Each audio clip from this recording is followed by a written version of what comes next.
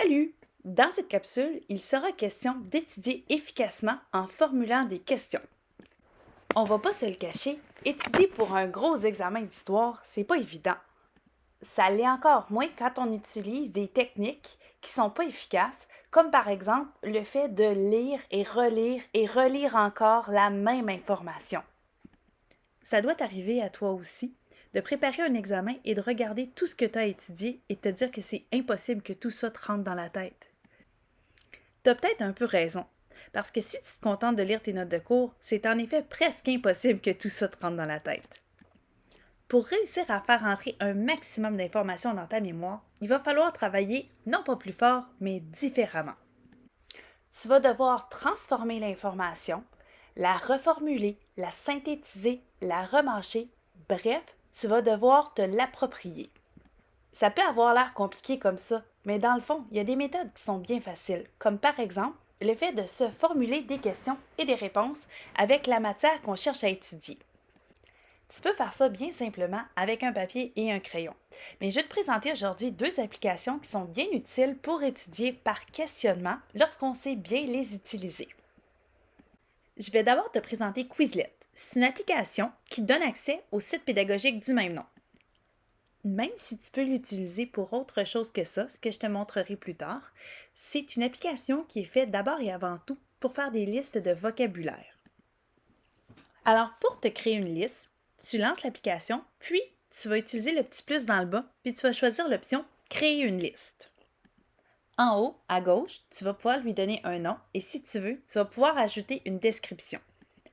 Par la suite, tu vas te créer une liste avec des termes et des définitions. Ici, il y a une chose qui est super importante, c'est que les définitions que tu vas donner, ce n'est pas des définitions que tu dois prendre dans un dictionnaire, dans un manuel ou dans les notes de cours telles quelles. C'est vraiment important que la définition que tu vas aller écrire, ce soit dans tes mots, ce soit de l'information que tu te sois appropriée et que tu comprennes.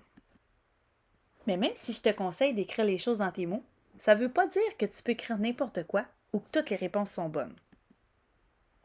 Tu dois donc utiliser les ressources qui te sont données, comme par exemple les notes de cours et le manuel, mais en les reformulant, tu démontres que tu comprends bien la matière et que tu te l'es appropriée.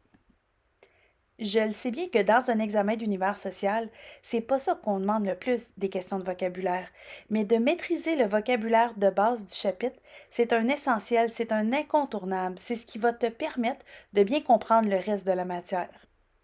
En plus de ça, si tu prends le temps de faire des belles grandes définitions élaborées pour chacun des termes importants, tu peux y intégrer beaucoup de matière qui est à l'étude.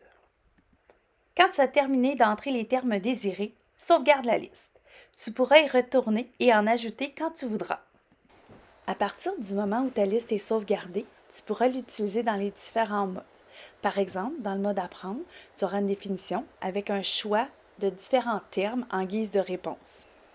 Au moment où tu commences ton étude, le mode le plus utile, c'est le mode carte. Tu peux avoir soit les définitions et tu dois essayer de trouver le terme, ou encore le contraire. Donc, tu peux alterner entre les différents modes, à savoir est-ce que tu veux que le terme ou la définition apparaissent en premier. Alors, si tu regardes le terme, tu vas essayer de donner la définition, et si tu regardes la définition, tu vas essayer de donner le terme. La réponse se trouve au verso de la carte. Et si tu l'as eu, tu envoies la carte à droite. Si tu ne l'as pas eu, tu l'envoies à gauche. À la fin, lorsque tu vas avoir épuisé la pile, on te donnera le choix de pouvoir réétudier les cartes que tu as manquées. Tu pourras ainsi recommencer jusqu'à ce que tu sois capable de répondre à toutes les questions.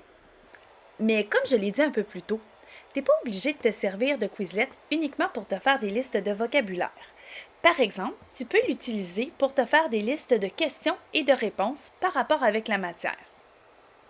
Comme tu peux le voir à l'écran, je me suis créé une liste qui s'appelle paléolithique ou néolithique. Donc, je prends des concepts, des inventions, des techniques qui sont associées à l'une ou l'autre des périodes étudiées dans la préhistoire et je vais ensuite devoir répondre à savoir est-ce que c'est au paléolithique ou au néolithique qu'on a, par exemple, découvert le feu, qu'on a commencé à faire de l'agriculture, etc. Encore une fois, ici, c'est super important que la question, tu la formules dans tes mots. C'est pour ça que cette technique-là, elle est plus efficace que d'avoir quelqu'un qui prend tes notes de cours et puis qui t'interroge sur celles-ci. Une fois ta liste de questions terminée, tu vas pouvoir l'utiliser exactement comme tantôt avec les mots de vocabulaire, en utilisant les cartes et puis en essayant d'y répondre, puis en validant ta réponse en retournant la carte.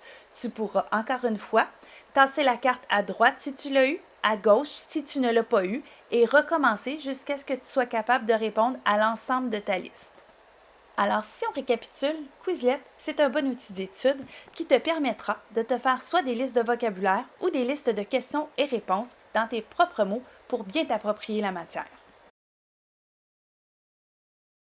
Mais le choix de l'outil que tu vas utiliser pour faire tes questions et tes réponses, il t'appartient. Tu pourrais tout aussi bien, par exemple, utiliser Kahoot que tu connais probablement déjà pour répondre à des questions, mais que tu peux utiliser également pour faire des questions et pour étudier. La première des choses, c'est que pour utiliser Kahoot pour ton étude, tu vas devoir encore une fois te créer un compte. Lorsque ce sera fait, tu pourras créer des quiz publics ou privés et tu pourras les utiliser en mode étude. Lorsque tu crées un quiz dans Kahoot, tu dois lui donner un titre. Tu peux aussi lui donner une image de couverture et tu choisis la visibilité, à savoir si tu veux que ce quiz soit public ou privé. Lorsque tu ajoutes des questions, tu dois choisir le type de question. Dans la version gratuite, tu peux choisir entre un choix de réponse, où tu dois mettre un minimum de 2 choix de réponse, et des questions à vrai ou faux.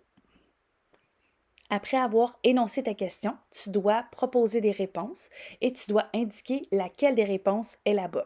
Si c'est une question vrai ou faux, tu dois aussi indiquer si la bonne réponse c'est vrai ou c'est faux.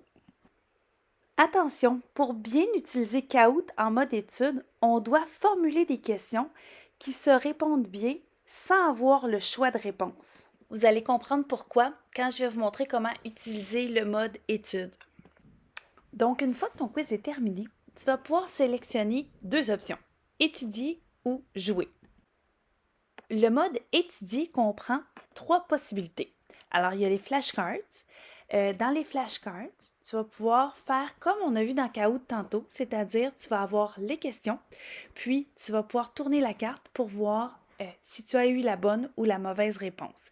Si tu as eu la bonne réponse, tu vas pouvoir inscrire compris. Si tu as eu la mauvaise réponse, étudier de nouveau. Si tu sélectionnes les 3 points en haut, tu vas pouvoir te faire lire la question et la réponse. Donc, si la lecture est un défi pour toi, tu peux utiliser cette option, qui est d'ailleurs disponible dans Quizlet également. C'est ici que je vais apporter une précision à propos des questions qui devraient bien se répondre même si on n'a pas le choix de réponse. À ma question, lequel de ces événements arrive en premier? Si je n'ai pas de choix de réponse, eh bien, je ne peux pas y répondre. Donc, c'est le genre de questions à éviter lorsqu'on veut pouvoir utiliser Kahoot en situation d'étude. Ah, et évidemment, dans ce mode-ci, si on s'aperçoit qu'on a fait une erreur, par exemple ici, j'ai fait une erreur de grammaire parce que événement aurait dû prendre un S, bien, on peut retourner dans notre quiz, le modifier et corriger nos erreurs. Et comme dans Quizlet, tu vas pouvoir reprendre les questions que tu n'avais pas eues du premier coup. Lorsque tu as tout terminé, ils vont t'inviter à aller dans le deuxième mode, c'est-à-dire s'entraîner. Alors, s'entraîner, c'est comme de faire un Kahoot en classe. Alors, on va te poser les questions, on va te donner les choix de réponse. Mais premièrement, tu ne seras pas chronométré et deuxièmement, tu ne seras pas en compétition non plus. Donc, tu peux prendre le temps de bien lire la question, de bien regarder les réponses et donc, en même temps, d'assimiler la matière. Et comme dans le mode précédent, on va te demander de reprendre les questions que tu as ratées jusqu'à ce que tu obtiennes un score parfait. Finalement, on va te demander de te tester et à ce moment, tu vas pouvoir répondre aux questions comme tu ferais un Kahoot en classe, c'est-à-dire en étant chronométré et en ayant des adversaires fictifs. Alors au terme de cette vidéo, j'espère que tu te sens en mesure d'utiliser Quizlet ou Kahoot pour te préparer à tes examens en histoire. Mais le plus important à ressortir de cette vidéo, c'est que pour retenir de l'information, tu dois te l'approprier et que le questionnement est une bonne façon d'y parvenir.